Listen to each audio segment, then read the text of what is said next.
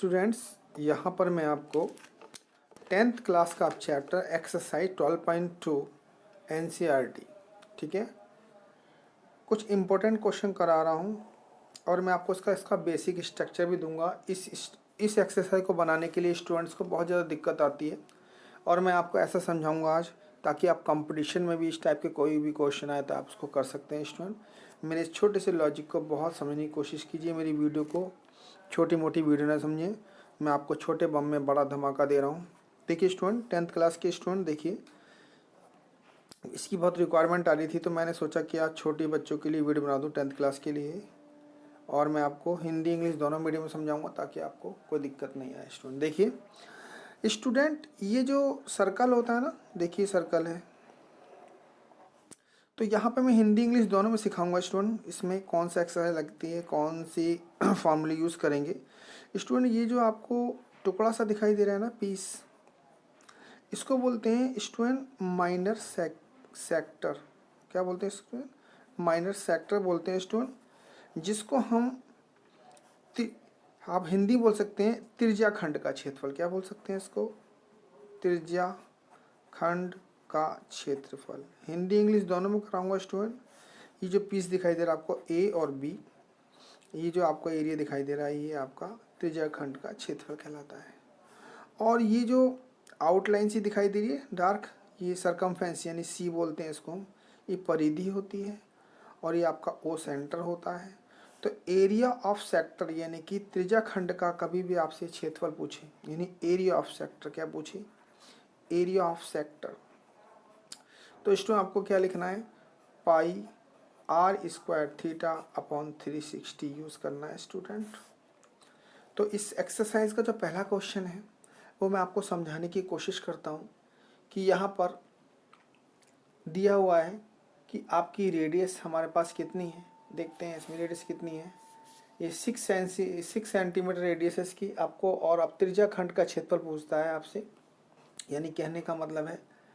और आपको इसमें क्या गिवन है?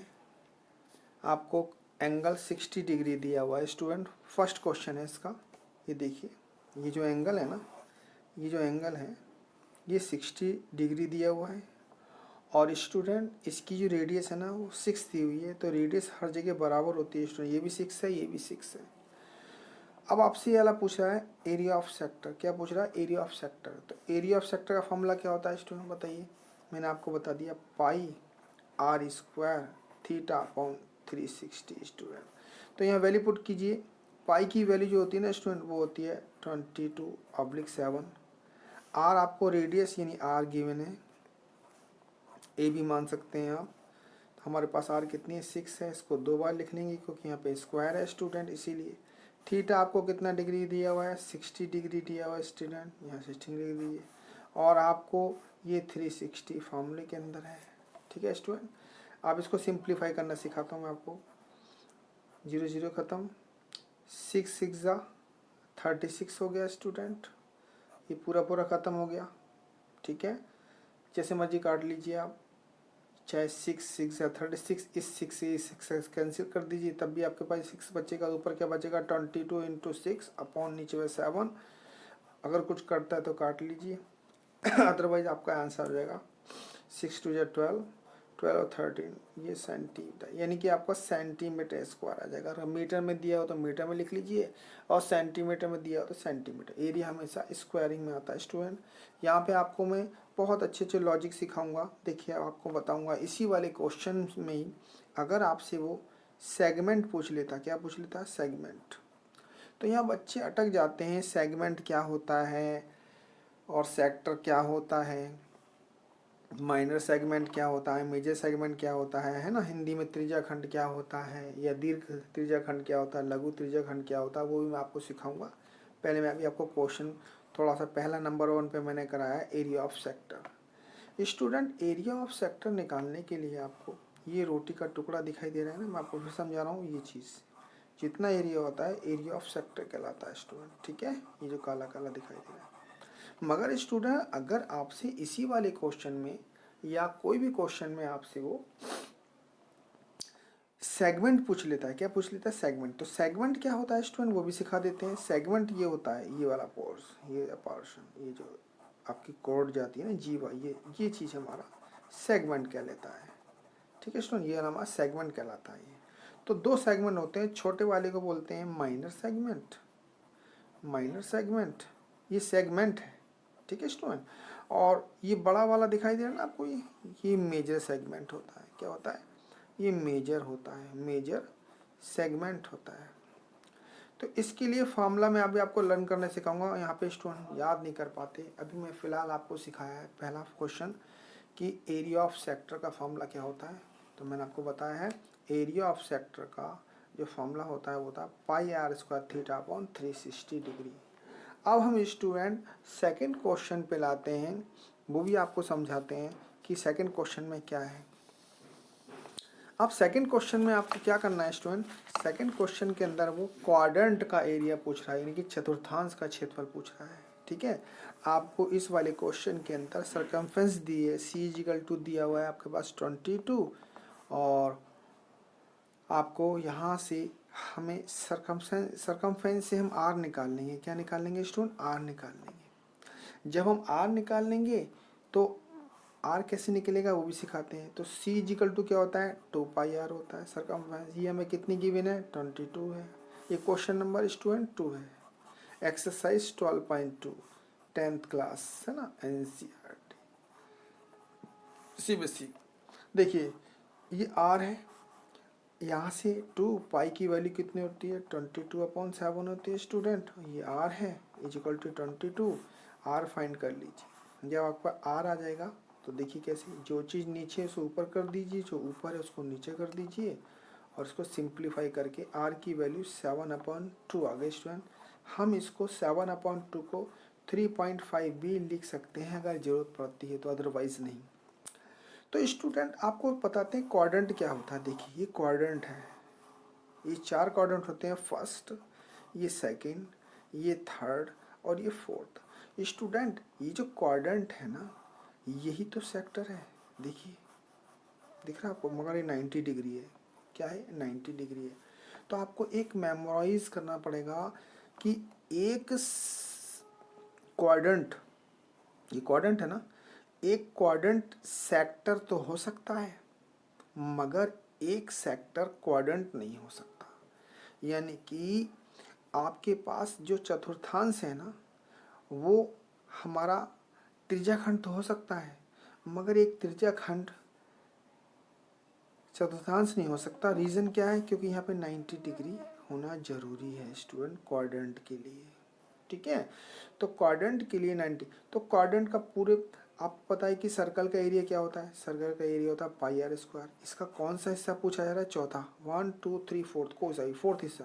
तो फॉर्मूला क्या हो जाएगा? फॉर्मूला याद कर लेते हैं, 1/4 πr² स्टूडेंट। यानी कि जो सर्कल का जो फोर्थ हमारा पार्ट है वो हमारा क्या है? क्वाड्रेंट कहलाता है। ठीक है स्टूडेंट, तो ये क्वाड्रेंट सेक्टर की तरह लगता है मगर सेक्टर इन दोनों में क्या डिफरेंस है बताइए? यहाँ 90 डिग्री है तो ये क्वाड्रेंट कहलाएगा, और यहाँ 60 भी हो सकता है, 30 भी हो सकता है, कुछ भी हो सकता है, वो हमारा क्या कहलाएगा?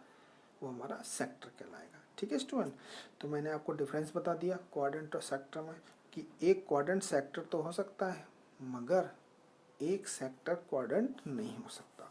तो यहाँ पर सेकंड क्वेश्चन में क्वाड्रेंट का एरिया पूछा है, तो हमने यहाँ से r फाइंड आउट कर ही लिए। एरिया हमारे पास r, बस यहाँ पुट कर दीजिए 1/4, और पाई की वैल्यू क्या होती है? 22/7, और r की वैल्यू 7/2। 2 बार इसलिए लिखी क्योंकि स्क्वायर है स्टूडेंट। तो देखिए इससे ख़त्म हो गया है ना, और जो कटता है, जो बचता है उसको उतार लेते हैं। 2 1 जा 2, 2 1 जा 2, आपके पास बचा 11 × 7, नीचे बचा 4 × 2।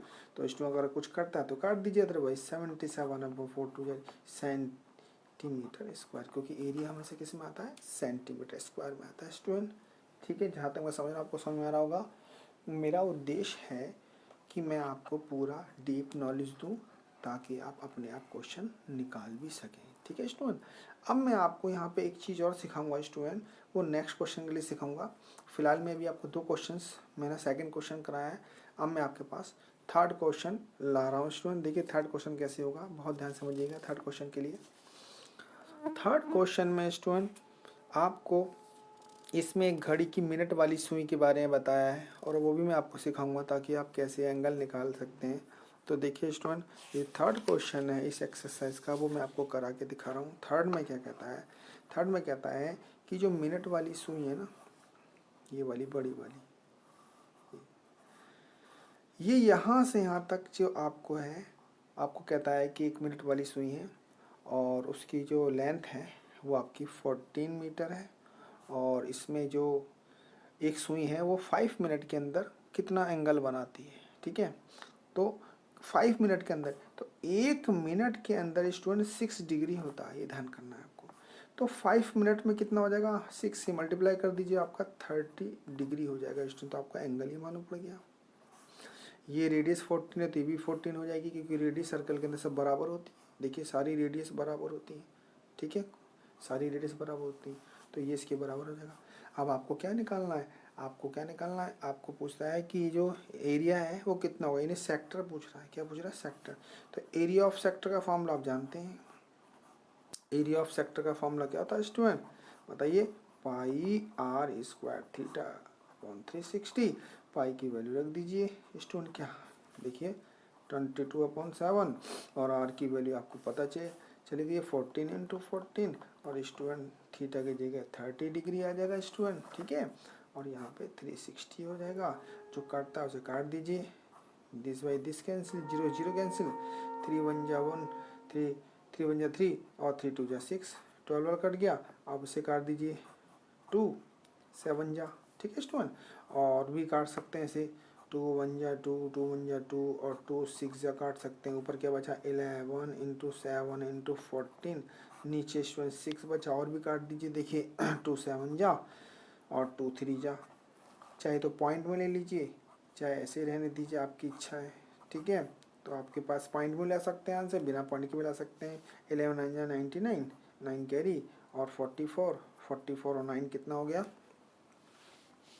44 और 9 हो गया आपके पास, 44 और 9 ऐड कर लीजिए 44 और 9 को ऐड कर लीजिए, ये आपके 53 हो गया है ना, 539 आप ऑब्लिक 3, चाहे तो पॉइंट में ले आइए या ऐसे रहने दीजिए सेंटीमीटर स्क्वायर। ठीक है स्टूडेंट, जहाँ तक मैं समझ रहा हूँ आपको मेरा तरीका अच्छा लग रहा होगा। मैं आपको और भी क्वेश्चन करके दिखाऊंगा। ठीक है, अभी मैं थर्ड क्वेश्चन तक ला रहा हूँ, फिर नेक्स्ट वीडियो में आपको फोर्थ से स्टार्ट करूँगा स्टूडेंट। अगर मेरी वीडियो आपको अच्छी लगे तो शेयर करना, लाइक करना और सब्सक्राइब करना। Thank you student, thank you very much.